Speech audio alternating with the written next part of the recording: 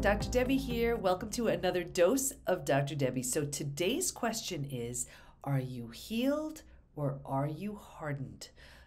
This is a little bit of a preview of my upcoming book, From Hardened to Healed, The Effortless Path to Release Resistance, Get Unstuck, and Create a Life You Love.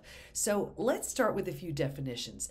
According to the dictionary, hardened is to confirm in disposition, feelings, or actions. To be hardened is to make callous and to toughen. So for our purposes, it doesn't necessarily mean that you're angry or bitter. It can mean that old baggage is just bogging you down. It can mean that limiting beliefs and behaviors have created beliefs that are keeping you stuck and preventing you from seeing things another way. So how do these beliefs show up? Well, they show up in almost every area of life. For example, you may see it in relationships, and it could look like this. A previous belief that you're less than, unworthy, broken, or not enough in some way has you settling for behaviors you'd never tolerate if you felt better. A previous painful experience, like abuse, abandonment, or betrayal, has you believing that it's simply how relationships work, so you need to find a way to accept it. A previous experience with a toxic friend, boss, or coworker has you believing there's nothing that can be done about it, so it's best to accept the toxic behavior. Those beliefs keep you in a painful place, and the longer you stay in that spot, the worse it gets. Please note that I'm not saying to flee the minute relationships get uncomfortable. That's not what I'm saying at all. And it's often that discomfort that helps us grow, and it can actually take relationships to the next level of trust and intimacy.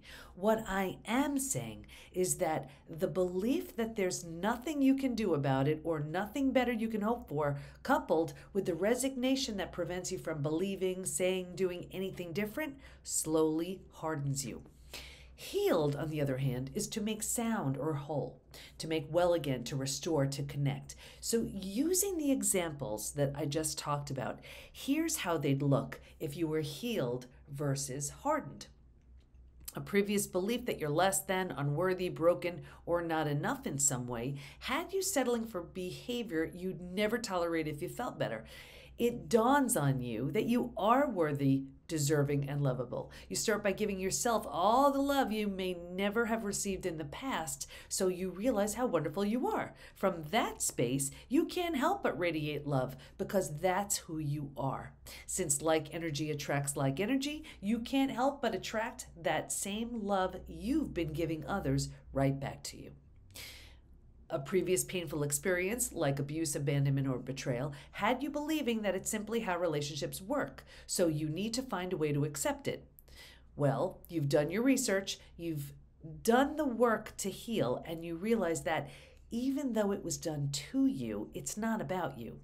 While that time in your life was intensely painful, all you've done to move through it has created a version of you that's whole, healed, healthy, and transformed.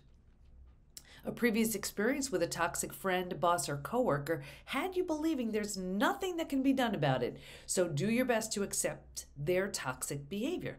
It occurs to you that this was exactly the push you needed to either speak up or start that business you've been longing to start. You find your voice, and in doing so, you subtly change the rules around how people treat you. You simply don't tolerate toxic behavior, and the more you work to grow through it, the more you realize that you've been personalizing their behavior when it actually has nothing to do with you. You see it so clearly, and instead of seeing through the eyes of anger, you're compassionate because you realize hurt people hurt people. It doesn't excuse the behavior. You're still not tolerating it, but you see where it's coming from, and it doesn't hurt you anymore. Where have your experiences left you? Not sure? No worries. That's what my newest book, From Hardened to Healed, is all about. See, nothing's wrong with or a problem unless it's preventing you from being, doing, or having what you want. So often we consider ourselves healed from various types of crises, such as heartbreak or devastation of some kind, like abuse, neglect, financial crisis, divorce, death of a loved one, disease, a tragic accident, or betrayal. We believe we've healed because time has passed, or because those people are no longer in our lives. While removing those people from our lives can help, such as the case like with a toxic relationship, that doesn't mean that they still don't have a toxic hold on your mind and on your heart. Now, join me because I'm going to be unpacking all of this during a book launch party for my new book, From Healed to Hardened, on October 5th from 12 to 2 p.m. Eastern Time. So you can see for yourself if you're healed or if your experiences have left you hardened. The good news is you can heal from all of it. So to join me at this book launch party, go to the PBT, as in post-betrayal transformation, thepbtinstitute.com/book party. You're going to want to RSVP. And when you read that page, you're going to see you can become eligible for all kinds of really fun prizes. So there is no reason to stay stuck. The good news is, like I said, you can heal from all of it.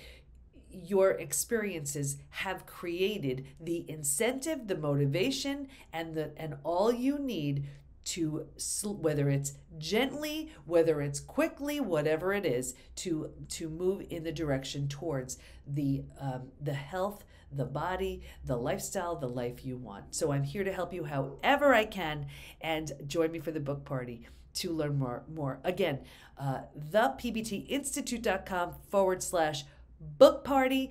I can't wait to see you there. Please share this with anybody who's stuck. That person who says, that's just the way it is. This is as good as it gets. I'm talking to that person. That's who needs this book and can benefit from this book party. So thanks so much, and I'll see you then.